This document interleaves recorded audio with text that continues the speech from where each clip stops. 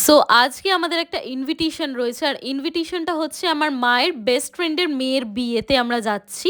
আর তোমরা বলো আমার মাকে কেমন লাগছে, আজকে ফুল মেকআপটা কিন্তু আমি মাকে করিয়ে দিয়েছি। সো তোমরা কিন্তু অবশ্যই কমেন্ট করে জানাবে যে মাকে কেমন লাগছে।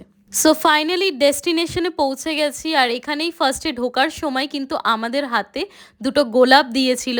এই যে এরকম একটা ওয়েলকাম ওরা করেছিল আমাদেরকে। তো তারপর আমরা ওখানে ভেতরে ঢুকে বউকে দেখতে চলে গেলাম আর তারপর চলে গেলাম পেট পুজো করতে। আর এখানে তো প্রচুর আইটেম করেছিল, স্টার্টারে ফিশ ফিঙ্গার থেকে পেরি পেরি বলস ছিল, চিকেন কাবাব ছিল, প্রচুর জিনিস ছিল।